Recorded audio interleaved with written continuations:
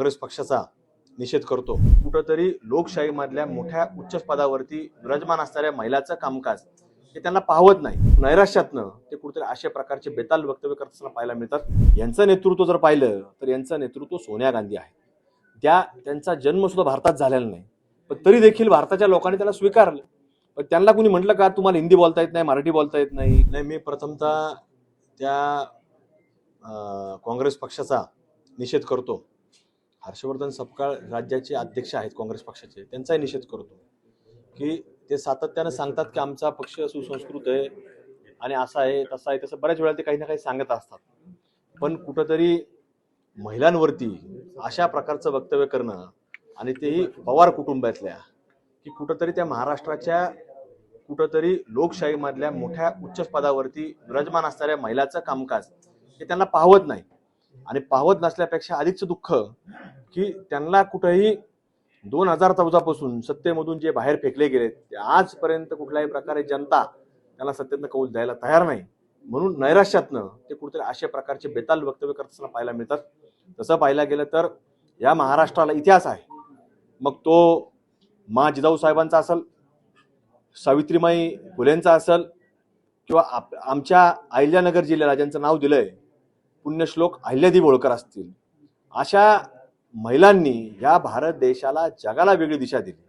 अशा महिलांच्या बाबतीमध्ये आपण पुढाकार घेणं, अशा पद्धतीचं वक्तव्य करणं हे महाराष्ट्राला किंवा देशाला न शोभणार आहे। त्यामुळे निश्चित यांना जनता जसं निवडणुकीमधून आजपर्यंत मतातून जसं उत्तर देत आली तसंही पुढे देत राहणार आहे। यांचं नेतृत्व जर पाहिलं तर यांचं नेतृत्व सोनिया गांधी आहे। त्यांचा जन्म सुद्धा भारतात झालेला नाही, पण तरी देखील भारताच्या लोकांनी त्याला स्वीकारलं। पण त्यांना कुणी म्हटलं का तुम्हाला हिंदी बोलता येत नाही, मराठी बोलता येत नाही? मग त्यांना काय गुंगी गुडिया कुणी म्हटलं का?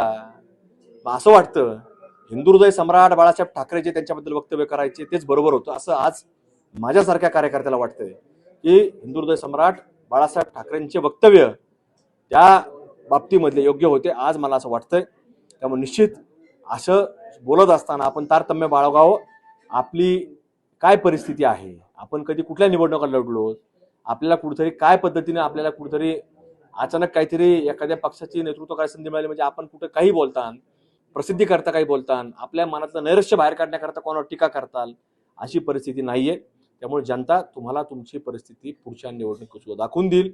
जशी आज जिल्हा परिषदांमध्ये महापालिकांमध्ये त्यांची अवस्था जी झाली तर तीच अवस्था पुढच्या लोकसभा आणि विधानसभेमध्ये किंवा त्याच्यापेक्षाही वाईट अवस्था ही झालेली त्यांना भारत देशातली जनता, महाराष्ट्रातली विशेषतः जनता ही दाखवून देईल। सुनेत्राताई पवारवर बोलणं हे त्यांना शोभत नाही, त्यांची तेवढी पात्रता नाही।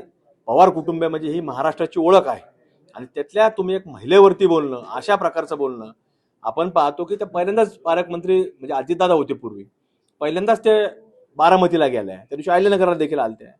पण अशा रीतीनं कुठेतरी त्यांच्यावर टीका टिप्पणी करणं, शेवटी सगळेच लोक भाषण फार चांगलं करतात असं नसतं, कुणी काय फार चांगलं बोलतो असं नसतं, पण कृतीतनं काही काही लोक काम भारी करतात।